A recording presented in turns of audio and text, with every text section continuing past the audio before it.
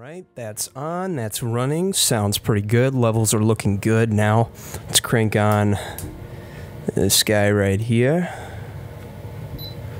There we go, cranked on, clap it up to sync after the fact. There we go, got our little spike in there, now we're good to go.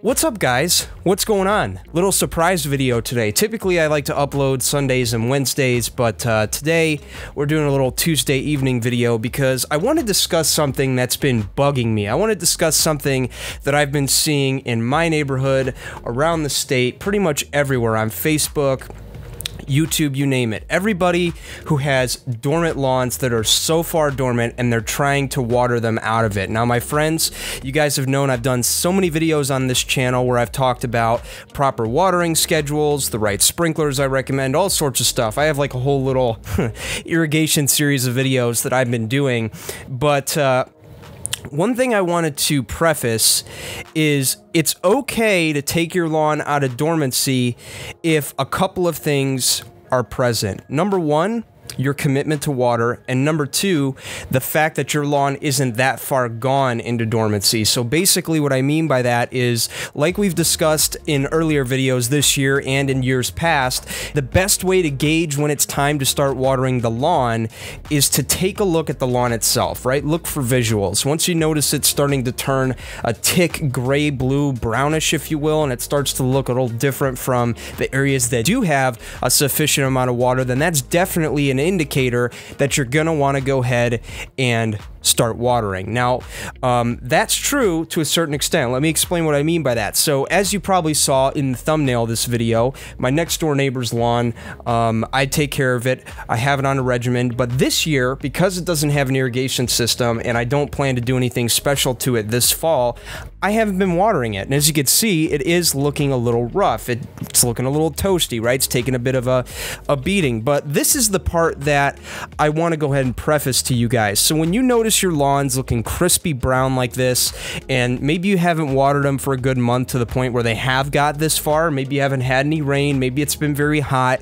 then this is just a point where I recommend you don't do anything, you let it go until you get to the fall, especially if you already have a thick lawn already. There's no need to be watering it anyway. Now, there is an exception to that. Like I said, on the contrary, if you are going to seed your lawn, you have a very thin lawn, you have a lot of patches in there, then maybe it is a good idea to start watering heavily a couple of days in advance to get things soft and ready to go. But if you have a thick lawn and it's just looking a little toasty because you haven't watered it all summer, you haven't had any rain, you've been having so much direct sunlight, then there's really no need to water it, period. I would just let nature take its course and be confident in the fact that your lawn will come back in the fall, because that's one of the biggest things that I want to get across to you guys, is that your lawn is going to come back in the fall, right? Because the last thing we want to do, especially after we let our lawn go into dormancy, is try and water it out. Because one of the things I notice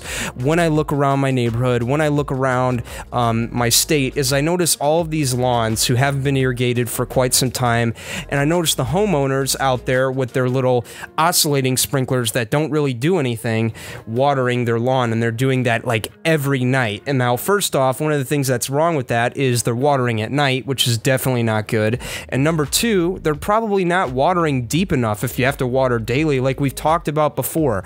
Water deep, not daily. I know I'm rambling a little bit, but you guys get the idea, right? I recommend watering deep and not daily because when you water daily, especially a dormant lawn, you're not really going to make much of an impact, because the goal with watering, if you are going to commit to it, is to help promote deeper root growth. And one of the ways we do that is by watering more time and less days. For instance, like I've talked about, watering 4 days out of the week and having a couple of days in between for things just to dry out. Doing so will ensure that your moisture levels are in check, and on top of that, you're watering deep so that the water can get down to the root system. So that, my friends, is what you want to be doing. Now, going back to what I was saying earlier, again, I know I'm rambling a little bit. This is kind of an off-the-cuff video, but so one thing that a couple of friends of mine, as well as myself, have been noticing, like I said, are a bunch of homeowners outside running sprinklers on their lawn like it's going to make a difference. That's not to say it won't, but you're gonna have to put in a heck of a lot of effort, right? Because when your lawn's not watered for 2.5 months and you're out there watering it for like 10-40 minutes an evening and your sprinklers aren't even calibrated correctly, then you're not really going to make much of an impact.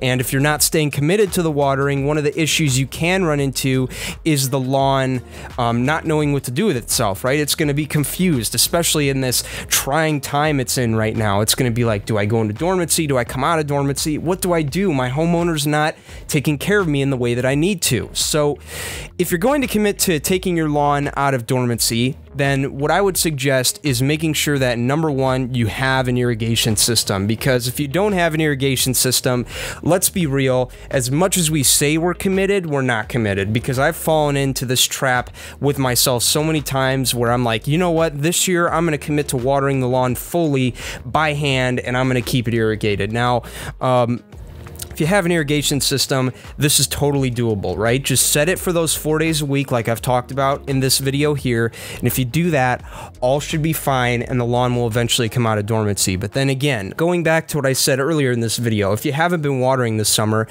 the best thing to do is just to let it go, because remember, let Mother Nature take its course. Let Mother Nature do its thing. It's grass. It's grass, man. It's gonna come back. I promise you. It lives on the side of the highway with no one's help, as my buddy Alan Hain, the lawn care nut, would always say and tell me when I was getting started in this craft years ago. So just remember that.